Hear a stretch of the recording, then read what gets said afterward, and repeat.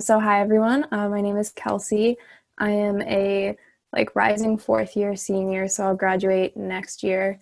Um, I am a co-president of Women in Business. You can see I want to point because she's right below me on my screen, but Maddie McQuaid is my other co-president, and you're gonna get to meet a whole bunch of my other fun e-board members tonight. But yeah, so I'm an accounting major, accounting and finance with a computer science minor, and I've done 2 co-ops at PwC in tax. Once you choose the virtual background, doesn't a little window come up? Okay. So As everyone, yourself? Oh, okay, there we go. okay, awesome. So hi everybody. As Kelsey said, my name is Maddie. I am also a rising fourth year. Don't know if I'm a fourth year senior or a fourth year going to a fifth year. I still don't know all of these basic things that I should. But nonetheless, I am a management information systems and marketing analytics dual concentration within DeMoor McKim. I'm from Philly, just north of Philly, Pennsylvania. Kelsey and I are actually both from Pennsylvania, repping the good old Keystone State. And as co-president of Women in Business, I'm really excited to, kick off this summer with this awesome panel, and hopefully we have some other fun stuff rolling out. But for me, co-op wise, I have completed 1 co-op at EF Education First on their education market insights team, and I'm currently searching for my 2nd co-op for fall. Yeah. Alyssa, if you want to take it away.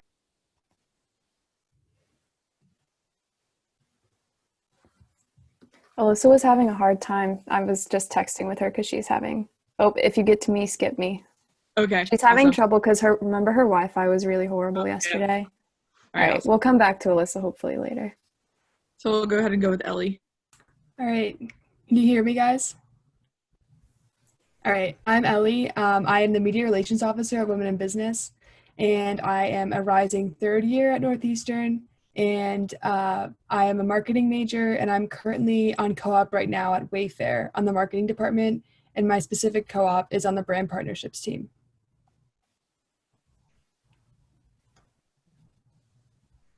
All right, Kelsey. I'll go next. My name's Kelsey. I am the secretary for Women in Business. I'm a business major with a management concentration and a graphic and information design minor. I'm rising into my 3rd year at Northeastern, and I'm a fundraising and special events co-op at the Social Innovation Forum, and I'm completing my 1st co-op there right now. All right, thank you so much, guys. So I think we're going to just start off with some questions now, and then when Alyssa's able to get back on, we can start with, oh, there she is. Hey. Alyssa, if your connection's all good now, you can go up and Sorry about that. I don't know what happened. I just got kicked out of the Zoom, and then I came back and got kicked out again. But I think we're good for now, hopefully. Okay. Can I do my introduction? Yeah. Okay. Awesome. So I'm Alyssa. I'm a 3rd year going into my 4th year at Northeastern, studying economics and political science, and co-op right now, working from home for Goldman Sachs. And I did my 1st co-op in New York, which is where I'm from. So it's definitely a different experience living at home and living in Boston / licensing back here in New York, but can't wait to tell you guys all about it.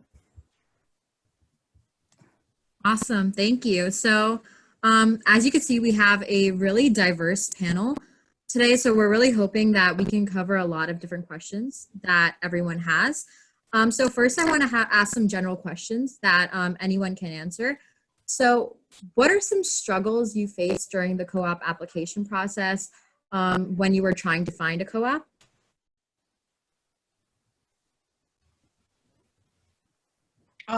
I can sort of speak to the situation that is happening right now. So as I am looking for a co-op, it's definitely been much more difficult the 2nd time around given the circumstances.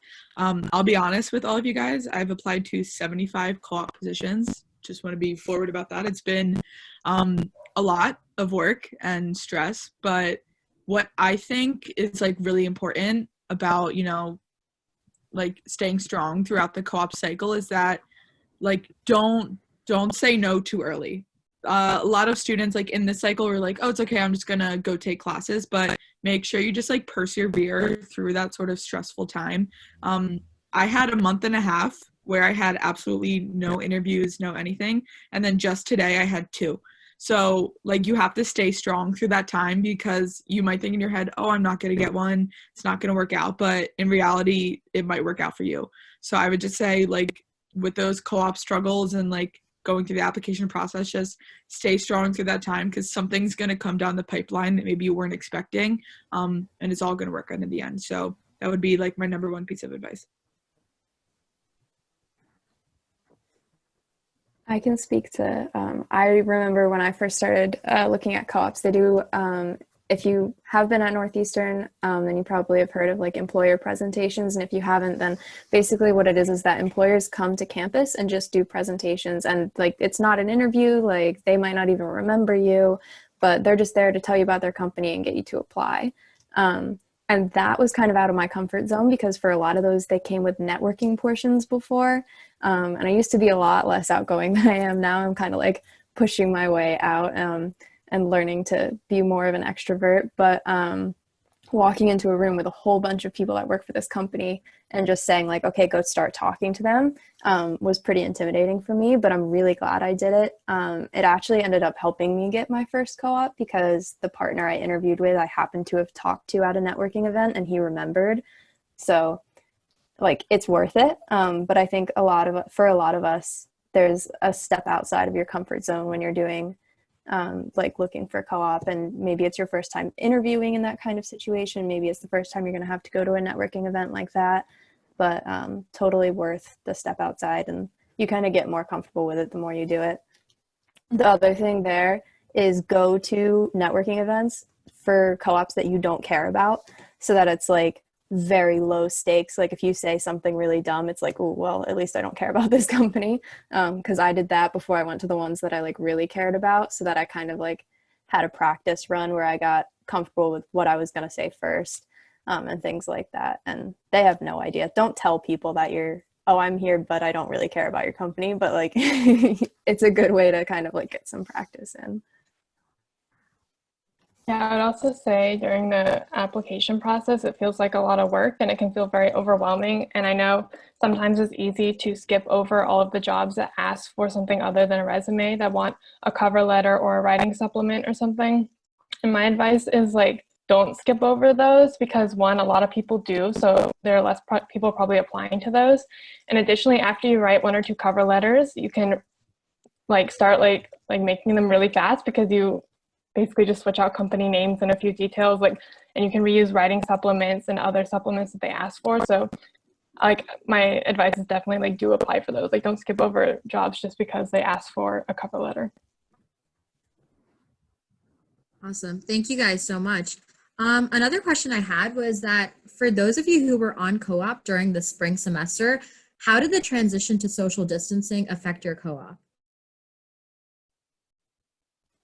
I had a really big roller coaster, so I can start with this one, maybe not all the way down towards the end. But when I first started Goldman, I had about 2 months before we I started a little later than everybody else. So I started like January 20th, and we kind of started social distancing by March 20th. So I didn't really have that much time in the office before things kind of started to differentiate. And I think the hardest thing for me was when all of this uncertainty happened, they kind of made a decision that we would work in rotational atmospheres. So we'd split up into teams, and one team would work for 5 days, and then another team would switch off and the other would work from home. And when they initially made that plan, they decided to leave the co-ops out of it. And they said, you just won't be working for those.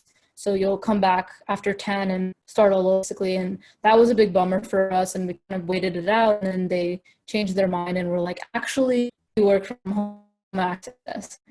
And all of a sudden, we all go to social distancing full time. And they're like, you know what, we're going to stop your co-op. And they suspended our co-op until May 4th and called us the day that we were supposed to, like, it was supposed to be our last day. And they were like, actually, you can keep your co-op.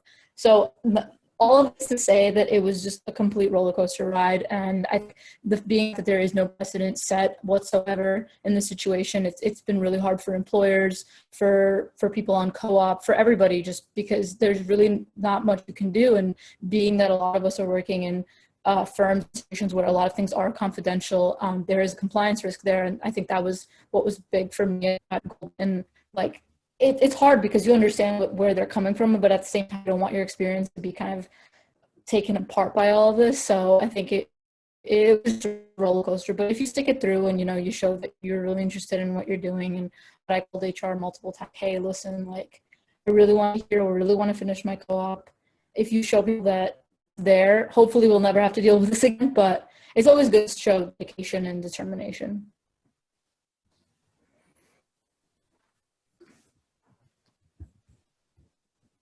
Awesome, thank you. Does anyone else have anything to share about the change to social distancing or how that affected your co-op? Yeah, I can go for that question. For me personally, the change was definitely hard in the beginning just because I really enjoyed going into the office and kind of like socializing with people and, I don't know, seeing my coworkers and everything. So it definitely was an interesting change coming back home and leaving Boston and kind of doing the same tasks at home, like in a different setting. But I think I definitely adjusted as the weeks went by, and it kind of was just like making a new routine and getting used to that.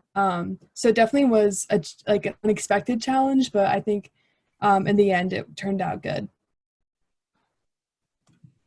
Yeah, I mean, I think the entire situation is so unprecedented for everyone that it's so great that we get to hear about your experiences. Because I know like even people in classes are probably having such a hard time transitioning back to working at home. But thank you guys so much for sharing your experience. So now I want to move into some more individual questions based on your specific experiences. So the first question I have is for Kelsey G. So you did both your co-ops at PwC. So what drew you to doing your second co-op with the same company? Yeah, so first of all, I really enjoyed the work I was doing. So that kind of like enjoying like your day-to-day tasks is important, but almost even more so because I had a very different experience. Like my first co-op and my second co-op were even on the same team in PwC, and they have like a whole bunch of different teams. But I did very different work on my first and second co-op and liked the work on my first co-op more. But I actually just accepted a full-time offer with them anyway because the culture there was actually exactly what I was looking for. So I don't know what you guys have heard about Big Four. They don't get the best like reviews about their culture. They're considered to be pretty intense. But the thing is, like my actual teammates were so nice. So like my first co-op, there was a guy there who would run sessions with me and the other co-ops all the time and just teach us about tax law and just break it down in like the dumbest way possible. And this guy was wicked smart, but he would just like talk to us like we were 5, which is exactly what we needed. And like, so it was really cool because I got to learn a lot. And then this co-op too, I mean, like we made the transition to social distancing and I worked from home. And HR called me, like, so Northeastern did like, hey, everyone has to go home. HR called me like that day, like on Sunday at like in the middle of the afternoon. It was like, oh my God, we just heard everyone got kicked out. Are you okay? What can we do? Like, you can go anywhere. We'll figure it out. Like, we'll work with you. Like, do you need housing right now? Like, can we help you? And it was just really cool to kind of have a company like actually care that much. Like, I didn't reach out to them and say, hey, this is really crazy. Like, they took the step ahead and said, are you okay? Like, what can we do? So I felt like that was really cool. And that's kind of like the vibe I got from all of my teammates there. Like, people are always checking in on you, and just, I feel like the culture is like everyone wants everyone else to succeed, and they'll really invest in each other. So that's kind of like what drove me back. That sounds great. Also, okay, so the next question I have is for Maddie. Did your co-op have any impact on your educational path? And if it did, then how did it impact your track in Northeastern? Yeah, that's a great question. So going into my first co-op, as I said before, I'm marketing analytics and MIS.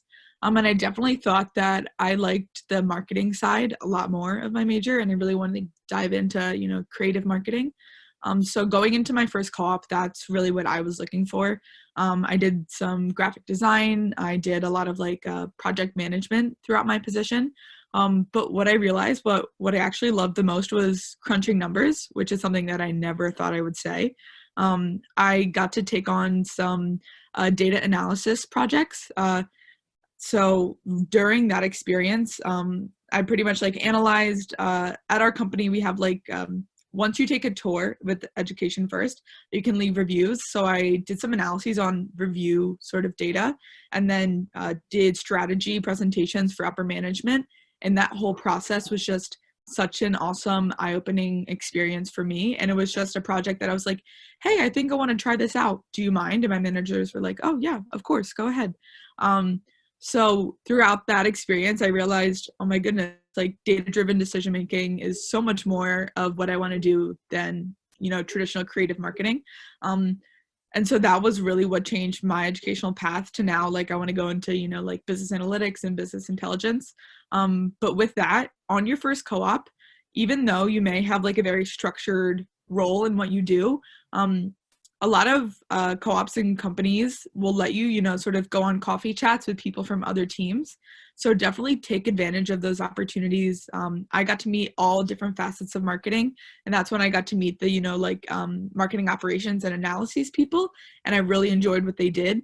So I got into contact with them, and sort of that's how I created my own projects. So don't be afraid to get out of your comfort zone. You know, if you have a coworker that you really want to meet that does something that you're like, oh, that kind of sounds cool, just grab a coffee with them and sort of pick their brain on the things that they're interested in, because you never know, that could really like change your whole track. And, you know, that's what happened in my co-op. So I think that's definitely something that I suggest for everyone to be able to do. Awesome. Thank you. Yeah, I mean, working at different companies, everything gives you such a different exposure to how the real world or how business actually works. And I mean, keeping along those same lines, Alyssa, you worked at two very different companies. So I would love to hear about how your experience varied from working at KKR versus at Goldman Sachs. Yeah, so I think they were very different experiences. I kind of took on different roles, both at KKR and Goldman, kind of trying to see where I want to land, kind of just like what Maddie said, you have to figure out what it is you do like and what it is you don't. So I started at KKR as a business analyst. So definitely more on the tech side, middle office, working for a finance firm nonetheless, but it was very different types of work. I did a lot of business intelligence, also a lot of data-driven decisions, not marketing, but financial. And I really enjoyed the work I did. But I think the difference, well, at Goldman, I work in private wealth management, but I think the difference also, company culture is really, really important. I think for a lot of people, for me, definitely going into KKR, it was my first big job at a finance firm. I was super excited, but the culture is a little bit different given that it was a co-op based in New York, and power dynamics were a really big thing there. And so I didn't get that exact company culture that I was looking for, but going into Goldman, I kind of held my head high thinking, you know, this is probably going to be one of those, like Kelsey was saying, like Big Four. So it's going to be one of those like investment banks that like are super stuck up. Everybody's wearing a tie, and I come in and it's the best like experience of my life. Like I really did not think Goldman was going to be as amazing as it is. I really thought it was going to be like the typical like stuck up guys and no one wants to help you. But the company culture is so different. Everybody's willing to help you.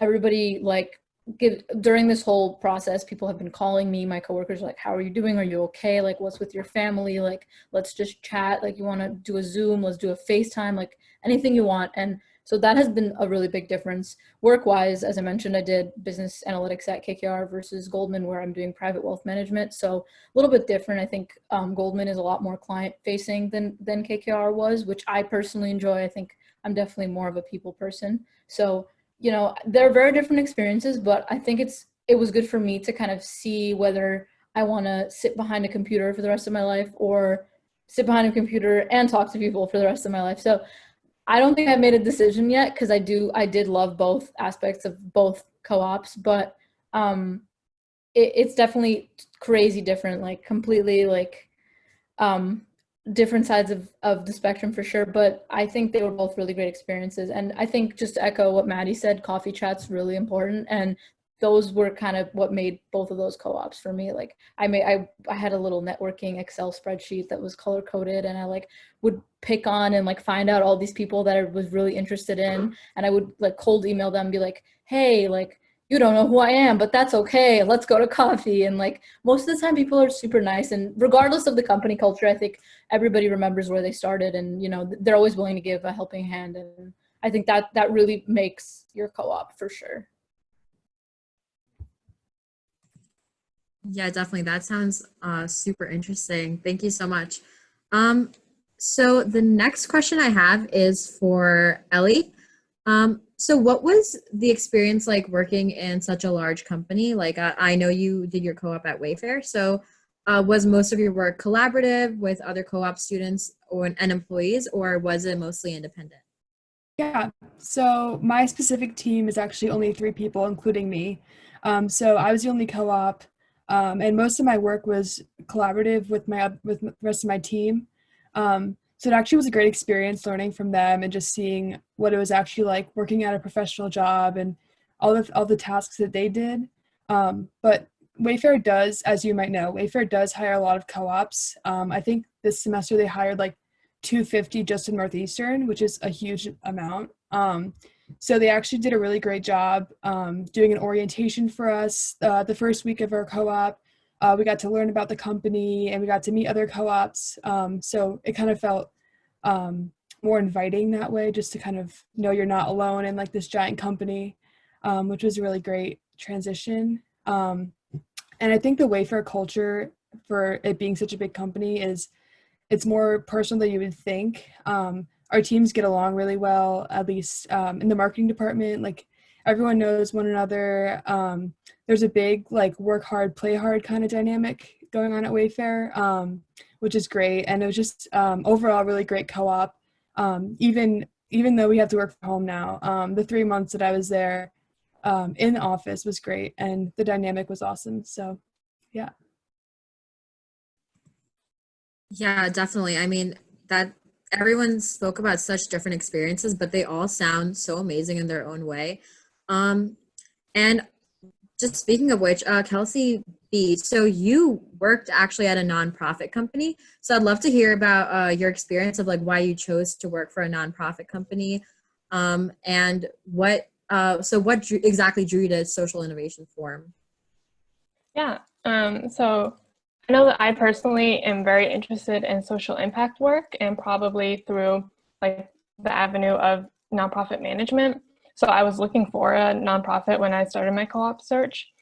And in terms of going specifically to the Social Innovation Forum, so when I interviewed with them, one of the key things was that I felt like we had a very good interview. I got a feeling for the culture of the organization, which felt like exactly the kind of culture I wanted to be a part of. And something that was really important for me was that they made a point of like letting me know that if I accepted a co-op with them, that I was going to be like genuinely part of their team. And I think that that's kind of like a worry of mine, is that job descriptions can be so vague and you're never really sure. You're like, I don't want to just be doing administrative tasks. You know, I want to get like real experience. And they made it clear to me in my interview that I would, and that they would put me on like real projects, which was very exciting. And I was also very interested in the mission of what the organization does, because it looks at systems change in the Boston area and the philanthropic sector, which probably sounds really boring, but like for me, it's like really interesting and what I like want to go and do after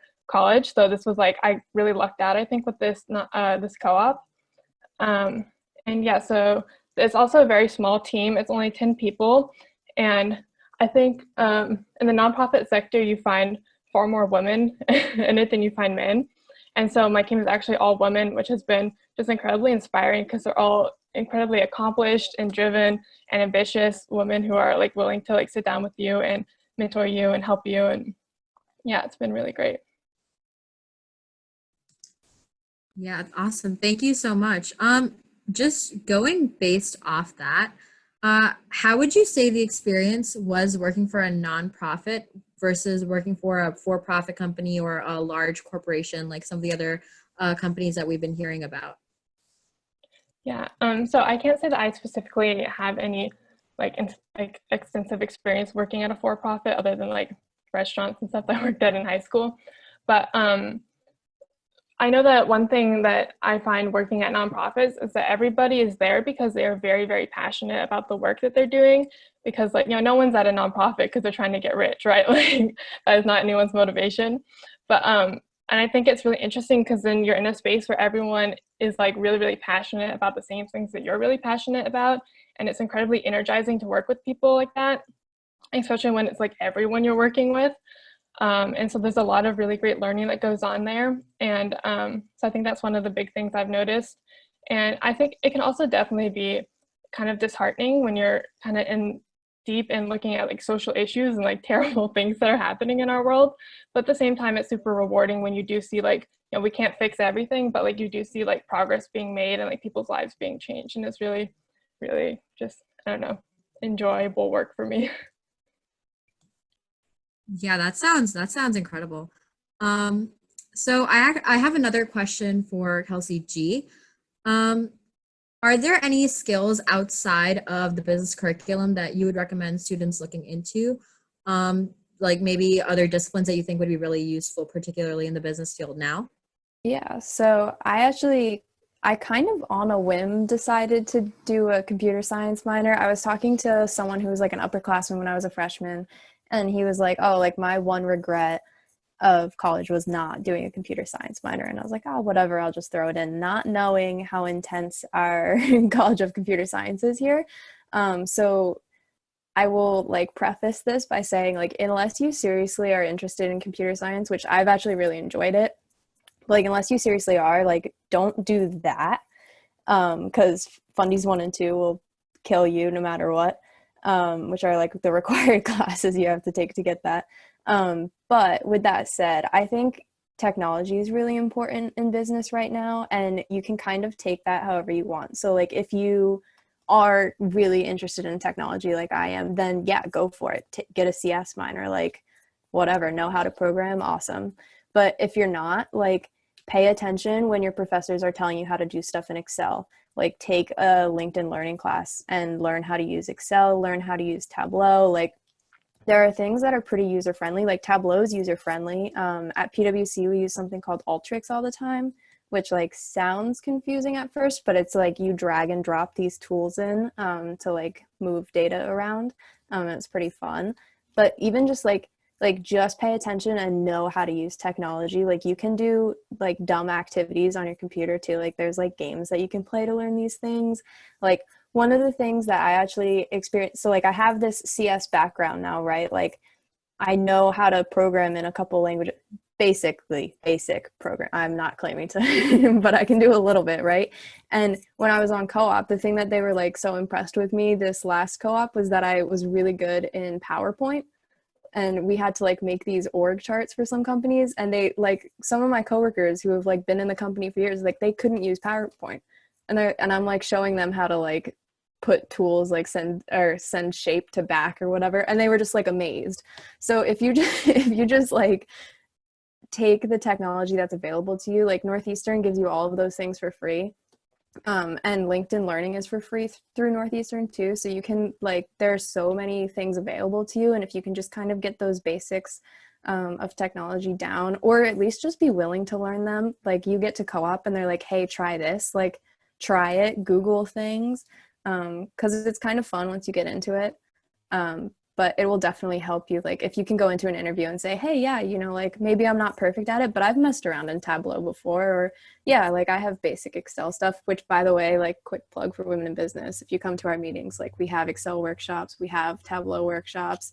So I think we're going to try and do a Python one in the fall. So we're helping you out if you come to our meetings. But yeah, I think having technology or just having some other skill, because the thing is, you go into an interview and everyone applying for the accounting position is an accounting major, right? Like, so if all you are is an accounting major, then they're going to be like, yeah, okay, like have something else, like whether it's that you're really artistic or you're an athlete or whatever, like have something else you can talk about too is just really important in interviews. But I think having some sort of tech background is helpful on the job. Yeah, awesome. Thank you. I think technology, I mean, there's so many different companies using so many different technologies available now that it's awesome having experience in even just a couple so you can keep learning. But um, I think that's amazing, especially, yeah, come to our Tableau and Excel workshops though. So my next question is for Maddie. Did you encounter any major obstacles while on co-op or even during the application process? Yeah, that's a great question. So at EF Education First, we're like a really big company. Similar to Ellie, I worked on a very small team within a large company. So I was on a team of 4. The education and market insights team was made up of an education lead, a market insights lead, me, and then someone else. So it was a really small team. And then just a couple weeks into my co-op, my manager actually left. And so I took over his managerial tasks, which is really big when you're 19 and this is your first time ever working in the corporate world and you don't really know what you're doing. So it's scary. I'll be honest, I was like super scared because I had gotten used to his managerial style. Then I had a new manager. So it was just sort of, I was facing all these things I wasn't expecting to in the first 2 months of my position. So with that being said, I think that was probably ended up being the best experience with my co-op. It's because I had to face all these challenges head on. In my new role, I had to onboard new members of our team, training them about everything when I had just been trained. So that like really enhanced all my sort of skills with regards to like training and communication and working on my communication skills. And then also that meant that I had to make all my own projects now. So I went from having a structured manager that was going to tell me what to do to me telling myself what to do, which is really hard in your first, couple weeks, like dealing with that sort of thing. I'll be honest, I probably wasn't doing as much as I should have because I was just like nervous to ask my like other team members to be like, hey, I want to work on this project. Do you mind if I, try this out for a week? And then we catch up, and then like if it's going well, like I continue. I was nervous because that's like a really big step in your co-op, is just sort of like doing your own thing. So for like a month, I'll be honest, I was a little like back and forth doing my daily tasks, like trying to start projects. Also, my entire team was remote for the month of October, so I had a sort of similar thing. For me, they were all in different countries, so communicating with people via email trying to start projects is definitely a tough experience, but I think that's where I got the most out of my co-op. Was I got project management skills, I got communication and collaboration skills. I did separate projects with each members of my team individually, so I got to work with them one-on-one, build our relationships. So even though at the time I was like, this is going to ruin my co-op, like now what am I going to do, it ended up being the best thing about my position. So if you're ever faced with a challenge like that, all I say is communicate. I talked to my new manager about what I liked that the past manager did, his new sort of like way of managing me. That was very hands off, and we just sort of met in the middle. And then I was able to, start all these projects and do all these different things. So even at the time, if you see it as a really big challenge, just make sure that you spin it in your way to make it an opportunity.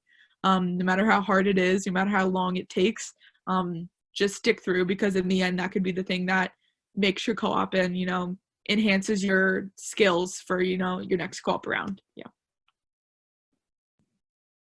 Awesome. I mean, that sounds like an insane experience, but I mean, it really sounds like you made the best of it. My next question is for Alyssa. So how did you manage to balance school and extracurriculars with a high demand job that maybe causes you to work overtime, or just anything you have to say about that?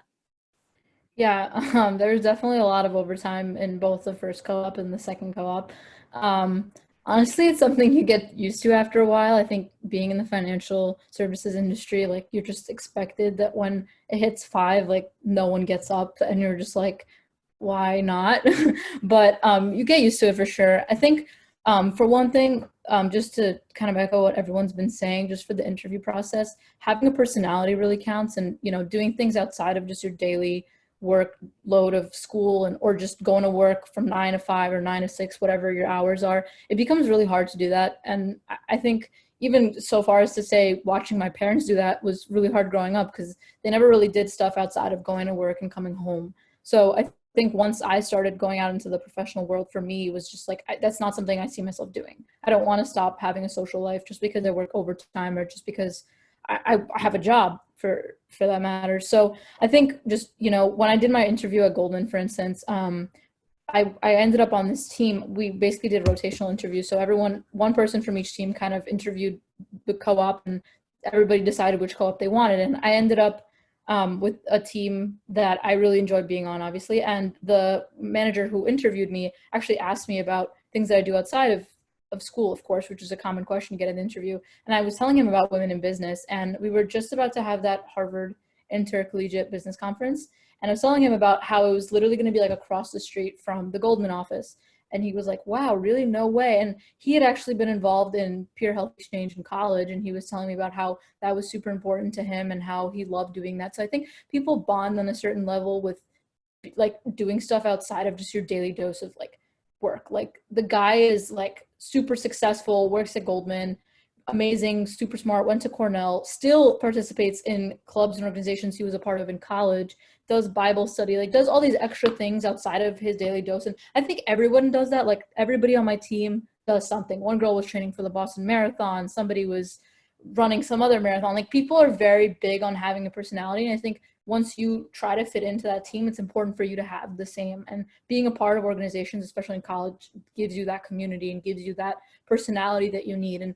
And I guess just another aspect of it too is remembering where you came from. You know, we all, especially when you get to your second co-op, like you've met a lot of people along the way. You've done a lot of things. You've made a lot of mistakes, but there are a lot of people who helped you along the way. And, you know, being a part of a community where I can like tell you about my experiences and maybe tell you about my mistakes so you don't make them again, I think is really helpful because even like Kelsey said, somebody suggested that she take a computer science class. Suggestions are really important. And I think that's why you want to be a part of these communities, especially if you have work and overtime, or especially if you have long days at work. You just need something to kind of distract you and give you a reason for being passionate about something. Thank you so much. I mean, that really sounds amazing. And that's exactly what we're trying to do with Women in Business too, is really foster that community, like you were saying. I mean, I think it's amazing that you were able to find that with Goldman Sachs too. So my next question is for Ellie. So how has your experience in your co-op allowed you to discover and fine-tune your interests? Yeah. So when I was applying for my first co-op, I knew I wanted to be in some sort of marketing position, but marketing is kind of broad and there's many different kind of paths you can go with that. So I sort of just applied to any marketing position I saw. I was like, oh, I'll just see what I can get and just put my resume in and see who reaches out. So once Wayfair reached out, I was like, this is a great company. I think it's a great starting place to kind of learn about marketing in general. So my team specifically does a whole different, does a bunch of different tasks within marketing. So I do analytical work, copywriting work, creative work, kind of get like a taste of everything, which has been really great. So doing these tasks, I've kind of learned what I like to do and what I don't like to do. So for me personally, I think I enjoy more of the creative work than more of like the Excel work or using like dashboards and stuff. But it's been great to get experience of working on Excel and these other softwares, which I think I wouldn't have gotten if I worked for just like a creative company to begin with. So that's been really beneficial. And it sort of guided me to understand what I want to do for my next co-op. So I think it's been really great just to sort of like get experience in all these different fields within marketing. Yeah, that's awesome. So I have one final question, and then we're going to open it up to the audience and everyone watching to ask questions to any of the panelists. And when you do ask questions, if you have a question for everyone, you could just ask it away. Or if you have a question for a specific person, you can just mention their name. And of course, the chat is always an option as well. So my final question is for Kelsey B. have you been able to form close relationships with other coworkers and co-op students while you were working at your co-op? Yeah, definitely. I think part of it for me was like just being on such a small team. I've had a lot of opportunities for that, and there's only one other Northeastern co-op who works at the organization, so we've grown really close and like over time, and even more so in quarantine, I think, because we spend so much time on video calls together now.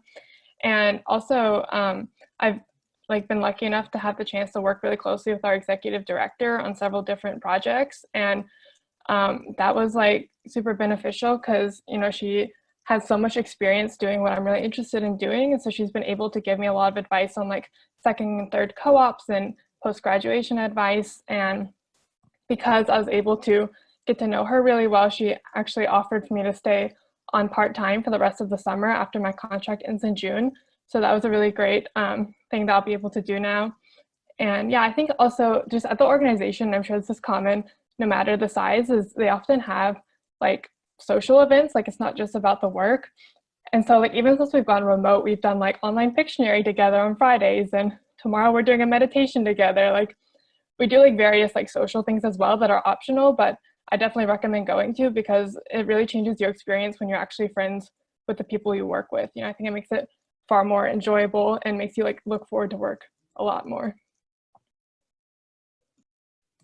Awesome. Thank you so much. So at this point, we're going to open it up to questions from you guys. So if anyone has a question, please, you could raise your hand and I'll call on you, I guess.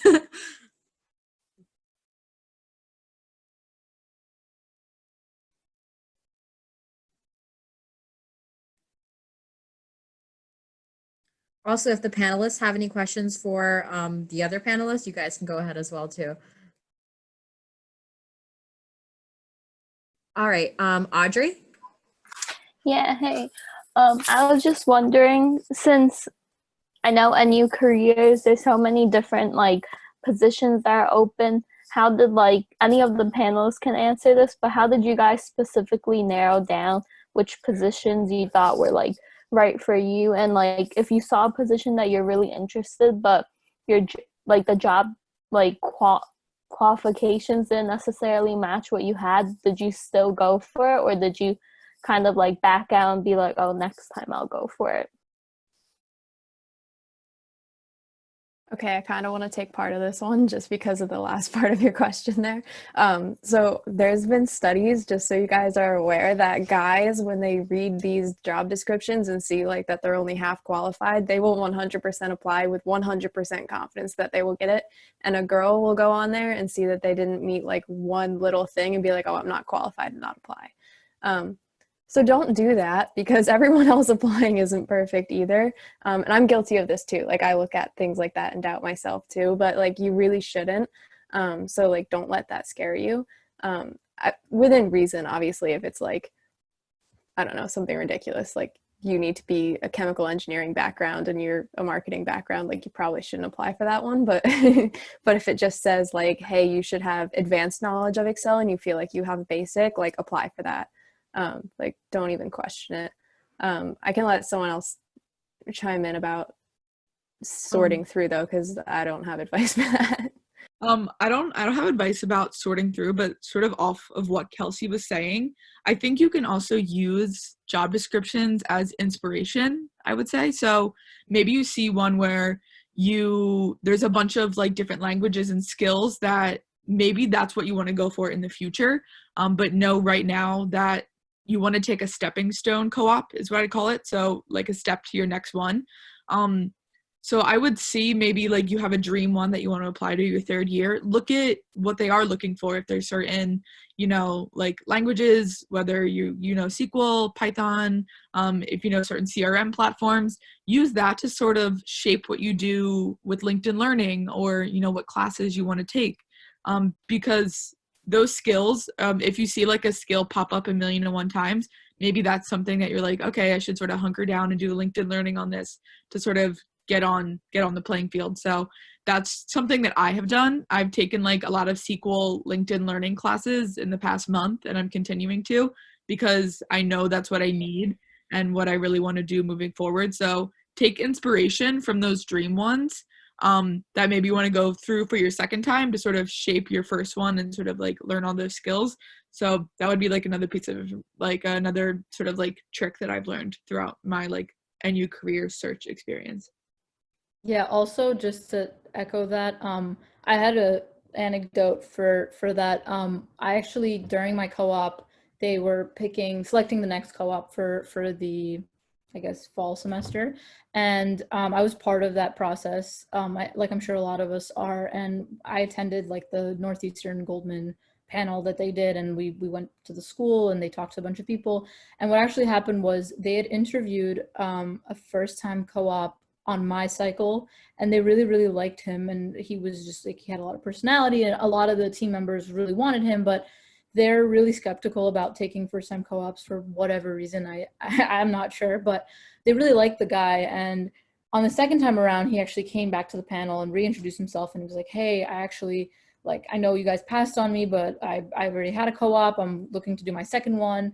And they were really impressed. And, you know, the next day when we were all back in the office, I heard them talking, and they were like, yeah, like, it was good that he came in for an interview the first time, because now, like, he'll come back for a second time interview. We already know what he's about. We already know where he stands. Like, we know him even better, if anything. So just kind of to echo, like, the confidence thing, definitely apply. And even if you get the interview the first time and, you know, you just have a chance to show what you are. So even if you don't get it this time around, you can get it next time around. They already know that you have a foundation of being someone that's driven and determined to get in that position.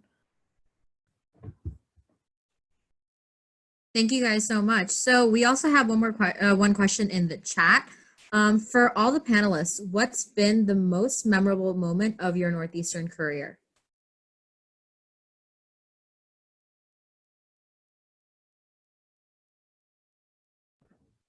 That's a hard one. I could give two, maybe. I give one serious one and one like, well, they're both serious, but one professional one and one not. The professional one being Maddie and I kind of like picked up Women in Business over last summer. It was kind of tanking, and we kind of tried to turn it around. And we went to Fall Fest and did our like tabling and whatever. Like when we were in Women in Business the years before, like 5 people would show up to the meetings maybe. And then our first meeting after Fall Fest, we had like 70 people show up to our first meeting. Like they didn't fit in the room. And that was probably like the coolest experience ever, to kind of like see our impact and see like kind of turning things around. And like, it's just really exciting. So if you are at Northeastern, or if you're coming to Northeastern, like I encourage you to find something that you care about and like go for it. Like like there's no risk. You're in college, like try it. If it fails, then whatever, pick something else up or keep trying. But it was really cool to kind of like see that happen and get to do that. And then another memorable but not professional experience is the underwear run that happens in October. You should definitely do that. Yeah, I was like going off of Kelsey. I was gonna say, Kelsey and I ran for e-board at our like first ever Women in Business. Yeah, I forgot about that. So for me, I had transferred, so I started off in the College of Science before I moved over to business in my second semester of my first year. I didn't know business was a major when I got to school. I was like full STEM, wanted to be a doctor, I thought there was finance and that was it. So I was like, this was my first dip into business. I went out to this Women in Business meeting, and they were like, does anyone want to run for like special events coordinator? And I was like, okay. I was like, I'll run. And I like made this speech, like I pulled everything like out of thin air and was like, okay, now I'm on the board of Women in Business when I have not taken a single business class in my entire life. And then from that moment, Kelsey and I have just sort of like seen this thing from like the pits of despair she was talking about to where we are now, just like a well-known organization amongst the business school, growing, supporting other organizations, which is like such an amazing opportunity. So like my biggest piece of advice is like, don't be scared in that moment, just do it, because it's like, what's the worst that's going to happen? You could be like the leader of a giant club that you didn't even know about. So that was probably like another definite memorable moment for me. Yeah, I feel like we kind of just both like fell into this somehow and ended up here. Like, We're just like run with it. because we literally both did the same thing where like it was our both of our first meetings ever showing up at Women in Business, and they were like, does anyone want to run for this? And we were both like, We were like, okay, us unqualified, like in the, we'll run. like, yeah. Yeah. But there's opportunities out there, like come out, raise your hand, like interview for things, go for e-board positions, start your own clubs, like whatever, like now's the time. Yeah, I'd say for me, this is probably like the most cliched answer a Northeastern student could give to this question, but like I really enjoyed my NUN experience. And I think that if you have the option to study abroad, even if you literally don't know a single person going, which is what NUN was for me, like do it, and you'll make some of like the best friends of your life and like have really, you know, like life changing or just like experiences that you wouldn't have even had the opportunity to have if you had stayed put. And to tie it back to co-op, study abroad like does look good on resumes. It shows that you are interesting. It puts you apart from other candidates. And I actually found out that somebody I work with like also studied abroad in London, and we like connected on that on like my second day of work. And so yeah, definitely if you have the opportunity to study abroad. I mean, I guess that's maybe terrible advice right now, but if you do before you graduate, I would recommend to. I'm going to give the second most cliche answer a Northeastern student can give. Go on dialogue. It kind of echoes the whole study abroad experience, but that was definitely my most memorable moment at Northeastern. I was also a freshman. It was right after my freshman year, and I didn't know what my summer was going to look like. So I literally just, I just applied for this dialogue and ended up going on it with 4 of my friends from high school, who none of us were like really friends in high school, and we all show up in Greece and we're like, oh wait, I know you. And we end up, now we're all like super close, best friends for life, like Kelsey said. And it was an amazing experience to learn something, and you really do get immersed in a different culture and you see things outside of your perspective. And it's something that I think a lot of universities do offer, but not to the extent that Northeastern does, for sure, because it's almost like you have to go somewhere or have to do some kind of experience abroad. It's so popular, and you know, when you do it, you realize why. And I think that was for me a really amazing experience. And also to tie it to co-op, everybody always asks me about it. Like it's a tiny little line on my resume that like is almost unnoticeable, but every time somebody's like, whoa, like I went to Greece during the refugee crisis, and part of our service learning project was working with a nonprofit that ended up helping make a collection center for the Syrian refugees in Greece. And it's literally one line on my resume, and everyone's like, wow, like you worked with refugees, that must have been so cool. And I was like, yeah, let me tell you all about it. And it ends up being an amazing conversation. So definitely helps both in life and co-op. Those all sound like such great experiences. I mean, it makes me excited for my next few years at Northeastern, and hopefully study abroad will be a possibility again soon. Yeah, so I mean, do we have any other questions? If not, oh, okay. So, Sorry, Amelia. I just want to say thank you for hosting this. Like, even as an incoming freshman, this is super interesting to like get excited about co-op, even though it's on my second year. My question is more related with business. As an incoming freshman, did you guys have like different concentrations you thought you were going to? How did you navigate picking a concentration or dual concentration? And secondly, did anyone have an experience with like going on co-op if they're a combined major?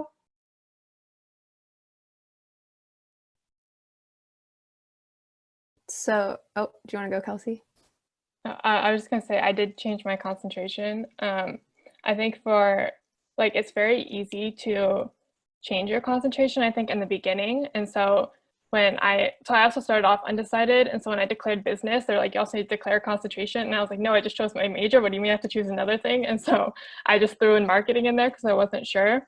And then you do have to take a bunch of like kind of intro level classes. Like you take intro to marketing, you take 2 accounting classes, you take finance, a good little taste of a lot of the concentrations before you have to even start taking concentration classes.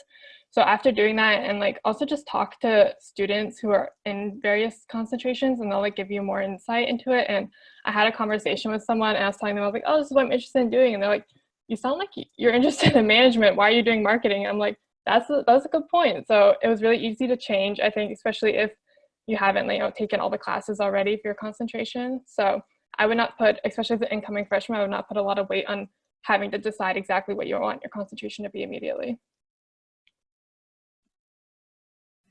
Yeah, I was just gonna say I came in as finance more because I was just like, I like numbers and business, I guess, and I was just like, okay, finance. Like I didn't really think that much about it, and then got here, and everyone in my finance classes was like really into stocks, and I like was really not. So I almost dropped finance because I was like, this is not what I want. But don't do that if you don't like stocks. It's okay. Like there's other stuff in finance. So I ended up staying, but I added accounting after my first accounting class, which most of the people in my class were like, this is the worst class ever. I hate being here. And I was like, wait, like I like this stuff. It's fun. And that's kind of when I started to be like, oh, maybe this is something I should pursue. And then now look at me like going on to be a CPA. What a nerd. But yeah, anyway, so you can add stuff all the time. It's easier if you add it early on so that you have time to like plan it in your schedule. But like I added accounting like the middle of my second year, technically. So you have time to kind of like wiggle around and figure out what you like, what you don't like, especially when it comes to concentrations. Like don't hesitate to like jump between them. Because it's not that big of a deal, and then you figure out what you like. Yeah. Like I said before, like I started College of Science, and I was entrepreneurship and finance, and then I was just marketing, and then I was marketing and MIS, and now I'm MIS and marketing analytics. So I'm also a tour guide. So whatever I say on tour is like, we want you here because like you want to be able to change your mind 1,000,001 times. So that's totally okay. It's more than normal. I'm pretty sure like everyone like on Northeastern, like at one time or another is like, yeah, maybe I will change my major, and like they're totally happy and like will be able to help you. And like for combined majors, I can't speak directly to that, but if you do like decide to, you know, change your mind between colleges, my transitionary experience was awesome. I had an advisor that was just there to help me transition from COS into Nabor McKim, help me figure out what classes I wanted to take, sort of pick my brain because like I said, I knew nothing. And so that was a really awesome experience, that they want to support you and make sure that you're changing your mind and you know why you're changing your mind and like what you want to go into. And then also with that, when I picked management information systems, I always say this, like when people ask me on interviews, I said I didn't pick it because I wanted it. I picked it because I knew I wanted to learn it, because I didn't know what it was about, but I knew I wanted those skills, and I would do whatever it takes to, you know, I didn't want to dive all the way into, you know, like data science and Corey. I wanted to sort of bridge that gap between business and, you know, analytics. And so I took it because I wanted to learn it. It wasn't like, oh, I've always had a passion for this subject, so that's why I'm going to pick it. And it was awesome. And when you are picking, like Kelsey was saying, there's a ton of different like basic level business classes that you take. My thing that I always say, challenge yourself in the subjects that you're interested in. I know a lot of time for college students, we're like, who's the easiest professor? How can I get the best A? I'm going to pick that person. For me, going into my first MIS class, I looked for the professor that I was going to learn the most from. He had like the hardest rate my professor ratings. And I was like, you know what? Like, I'm going to do that because I want to walk away from the class with a ton of knowledge. And that like completely solidified MIS for me. So if you are interested in something, maybe try to go for the professor that is not going to be the easiest A, but it's going to be what you're going to take the most information away from. So that would be like another big suggestion I have if you're, you know, thinking about changing your mind or trying out a new major or concentration. I'm actually a combined major, so I can speak to this a little, but I think also just emphasizing what everyone has said, like I don't think I've ever met anyone at Northeastern who didn't change their major. Like genuinely, I don't think anyone has ever not changed their major. Like people, and I remember going into Northeastern, this was something that was like highly emphasized. And at first you think about it and you're like, that's kind of weird. What are these kids like all undecisive or something? But then you realize like it's really hard to just kind of out of the gate choose what you want to do for the rest of your life, coming out of high school, like not knowing anything about the world. Like how would you know what it is you want to do? And you know, I also got some advice from like a very trusted mentor, and I came in thinking I wanted to be a lawyer, so I was political science and international affairs. And then I decided I wanted to do something a little bit more mathematical and in some sense related to business during my first co-op. So I changed to economics and political science. So not exactly business, but still a combined major. And I think Northeastern does a really good job of bridging the gap between the combined majors. It's not so much separate as much as it is like you get a little bit of everything. So don't think it's like taking two majors, which like you should tell people if they're not at Northeastern, be like, yeah, I'm like a double major, but you're not. They're really good at like just explaining like, well, this is econ and this is poli-sci, but don't take all the poli-sci classes. Like we're going to cut it in half for you, and don't take all the econ classes. We're going to cut it in half for you, but we're also going to make you take these classes that fall into both categories. And I think that those are especially helpful because they kind of give you a different perspective of the world. And I know for me, at least, it's not really a common combination. A lot of times, especially being that I work in finance, usually, a lot of times people will be like, why do you even have like political science on there? Like, that's just weird, you know? And like, rather than tell them the long-winded answer of, I wanted to be a lawyer, I usually go with, econ is kind of like how the world should work, and poli-sci is how you want the world to work. And people are always like, oh my God, that's so smart. And I think that like, you have that with a lot of combined majors. Like they give you a very niche perspective on something, but it gives you two sides to a story. And that's really important, both in co-op and post-graduation and just during your Northeastern career, because you do get to meet people from both majors. You get to kind of experience things differently and, you know, kind of see what you like and how one fits into the other.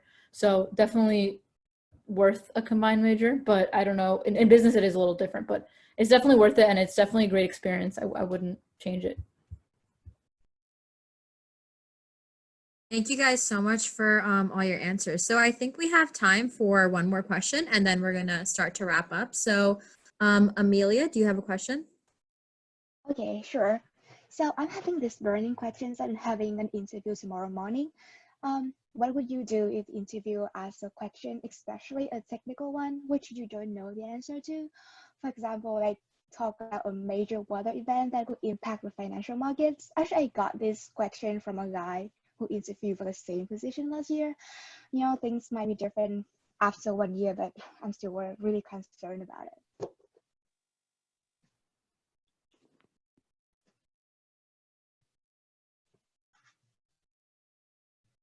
Yeah, that's a really good question. A lot of times companies will sort of throw these curveball questions at you, but I just want you to know they don't expect you to know the answer. That's 100% of the time they are not expecting an answer from you. What they're looking for is to see your train of thought, like where you're grabbing information from, things of that nature. I can't relate directly to like a sort of like finance related question, but I've definitely had questions where the company's like, oh, so if this happened, what would you do? I had one that was like, they asked me a question and they're like, so what other teams within the company would you work with to figure out this problem? Obviously on the spot in that quick second, you're like, oh crap, like I have no idea. And also it's okay if you say, can I have like a second or two to think about this?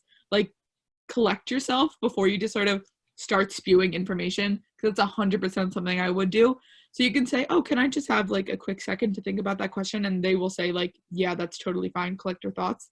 And then just sort of talk through everything that you're thinking about. That's what they want to hear. They don't want you to be like, for that question related to like, for my question, that was like, what teams that do you think other parts of the company would work with? You don't just want to be like, oh, the marketing team, the DevOps team, like things like that. You want to be like, I think that we need to develop XYZ processes and that this team would work best for that because within this team, you know, things happen like this. So like say as much as you can, but also get to the point. You don't want to like be talking forever, but that's what I say. You do not have to know the right answer. Just talk through your processes and make sure that you're clear with what you're saying and that you sort of are making sure that they're following your track pretty much. So that's what I would say if you get like a really hard curveball question.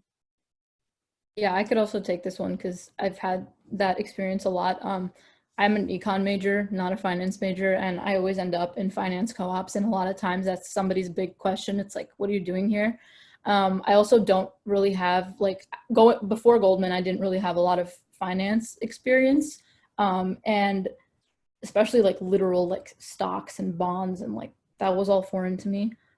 Now it's really funny, but and I remember I applied to Goldman just for fun. I was like, I'm not going to get this job. Like, I have zero confidence in myself. Like, this was just a click of a button, like, not going to happen. And then I end up at Goldman at the interview, and I'm like, whatever, like, I'll just like play this. Like, I don't even want this job. And the first question somebody asks me is like, I think also, just to preface this, in finance, it's very similar to like a summer analyst position. A lot of times they'll like consider their co-ops very in line with the summer analyst position. And so they might ask you very, very like fine-tuned questions that you might not have had any experience to whatsoever. And for me, he like sat at the table and was like, so can you like assess the risk of like each of these asset classes, and like started listing asset classes for me. And I was like, what? Like, I had zero clue what he was talking about. Like, I got like I had like absolutely no understanding. Like, I came from one asset class, like KKR is a private equity firm, obviously. So all I knew was about private equity. And I was like, and it was one of his asset classes, luckily for me, but like I had literally no clue what anything. He was like fixed income, real estate, like municipal bonds, like private equity. And I'm like, just give me a minute here. And I like, and you might have noticed me nodding like crazy while you were talking, but I think literally like the best advice is to talk through what you're thinking, because that's exactly what I did. And though I pretty much butchered the entire answer, he looked at me and was like, well, that was wrong, but I'm so happy you talked through your like thought process. Like that was really good idea. Like, I like the way you think. I mean, I never thought about this that way, but I can see why you would, you know? And I'm convinced to this day, for that 3-hour interview, that is what got me the job. Like, just the fact that like he was like, that's really interesting. Like, I mean, you got some of them right, most of them were wrong, but still, like, the way you thought about it was interesting. And I think a lot of times people think finance is like a clicking, crunching numbers job where you're just like staring at stocks and you're like, this is great. But people want to see that you have your own thoughts, you have your own brain, you have a certain way of thinking, and they value that a lot. And you know, that man who actually interviewed me ended up being my mentor at Goldman. And we talk about this all the time. And he's like, you know, like, you clearly didn't have a clue what you were saying, but you said it with such confidence and you just thought it out. And that was so valuable to me. And I can't like emphasize enough how like much of a life lesson that was for me, because it happened on a whim that I decided to talk it out. I was like, I don't know what else to do, and this awkward silence is killing me. So I'm just going to talk it out. And I did. And it ended up working. So finance is difficult in the sense that when you get thrown these really weird curveball questions about like how you would fix the world's problems, which I think is amazing because you're like 20 years old and you're in college. But, you know, if you just give them a way of thinking, it's really helpful. And I think it definitely works out in the long run. Thank you guys so much for sharing your experiences with us today. Big thank you to the panelists, and thanks for everyone who was also able to join us today for our co-op panel. We're really excited to be hosting more events over the summer on Zoom. And in the beginning, Kelsey sent out a link to join our email list. So if you're interested, you can go up and click that. And yeah, I think that's it for today. Thank you so much, guys. Yeah, thanks everyone for joining. We're excited to see you at more of our events coming up. Yeah, thanks. And feel free to like reach out to us. Like you have our names like Kelsey Gatchell, Maddie McQuaid, Kelsey Bohannon, Ellie Weinstein, like everyone on here, like screenshot it, or I guess we're posting the recording, like add us on LinkedIn, reach out to us. Like I think anyone is happy to talk to you about, especially if you're like an incoming student, if you have questions about Northeastern generally, like we'll answer anything. So like, are you scared about like what your dorm's gonna look like? I lived in a forced triple. I will talk to you about it. Like it's cool. So like, like, yeah, Maddie and I both lived in Kennedy Hall. If you live there, no, I was gonna say be scared, but don't. No, it's fine. No, it really though. Please, like, on the dark side. Let's talk to you. Light side. Light, yeah. Light. Were you on the dark side? Lucky. No, my friend R8 on the dark side. Yeah, no elevator on the dark side. Northeastern vernacular. Also, if you're an incoming student. Yeah. If you have questions about the pros and cons, all that stuff. But yeah, like Kelsey said, follow us on or connect with us on LinkedIn. You can email us with our Husky emails. It's just our last name dot first letter of our first name, or like a couple letters. You can just sort of like search through and see. We're happy to answer any questions that you guys have. So yeah, perfect. All right, thanks everyone. Thank you. Thank you. Thank you. Bye. Bye.